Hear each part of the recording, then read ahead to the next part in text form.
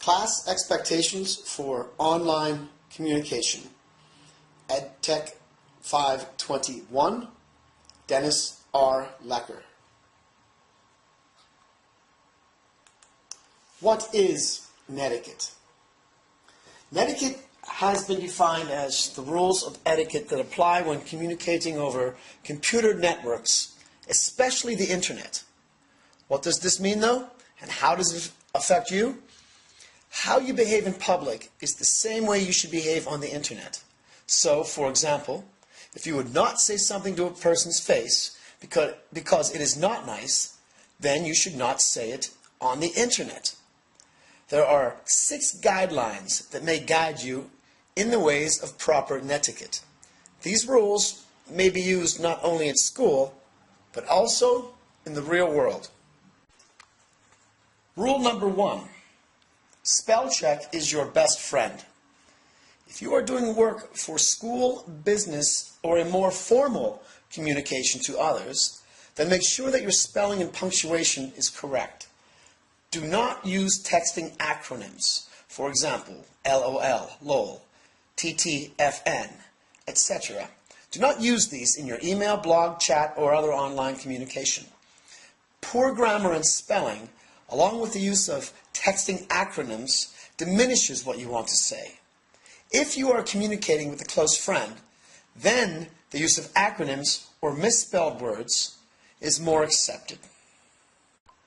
Rule number 2. Think before you emote. Emoticons are cute when they are used when texting or emailing a friend. However, as with poor spelling and grammar, emoticons should not be used in school or in business communications. It should be noted that some teachers do use emoticons in their writings to the students. It may be, if this is the case, that the use of emoticons by the student to the teacher is also permissible. However, it is always best to ask the teacher what their policy is. Rule number 3. Do not write in all caps. This is considered to be shouting at someone and is not polite. If you are upset with something that has been written, it is a good idea to take a deep breath, calm down, and then write your response. But don't be hasty with your response. It's best to wait several hours or even the next day and then reread your entry. If you are unhappy with what you have written and feel sure that you have made your point without being rude, then go ahead, send it. Rule number 4. Don't be a cyberbully. Remember that there is always another person on the other end of your text, email, or post. Cyberbullying occurs when someone uses technology to put down, harass, spread rumors, or try to embarrass another person. The intention is to help, not hurt this person. If you cyberbully, you are hurting rather than helping. If this happens to you, tell someone. Get help. If you think about writing something mean about another person, remember that written words can hurt as bad as spoken words. Only you can't take back your words once they are out there in cyberspace. Many websites do not give the option to delete writing once it has been posted. Also, if you were caught cyberbullying using a school computer or network, there are very strict consequences. Rule number 5. Stick to the subject. It is very important to argue or comment on the specific point. Do not attack the person, characteristics of the person, or any aspect of that person. Argue the point that the person is making. In philosophical circles, we refer to this as an ad hominem argument. Number 6.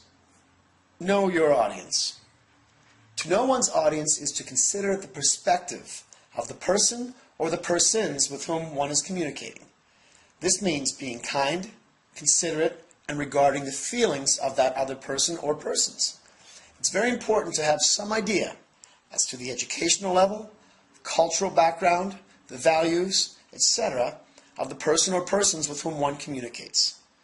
In philosophical circles, we also call this pathos. To recapitulate, spell check is your best friend. Think before you emote. Do not write in all caps. Don't be a cyberbully. Stick to the subject. Know your audience. Credits. All images were either legally acquired from photobucket.com or are the creations of Dennis R. Lecker, the author of this presentation.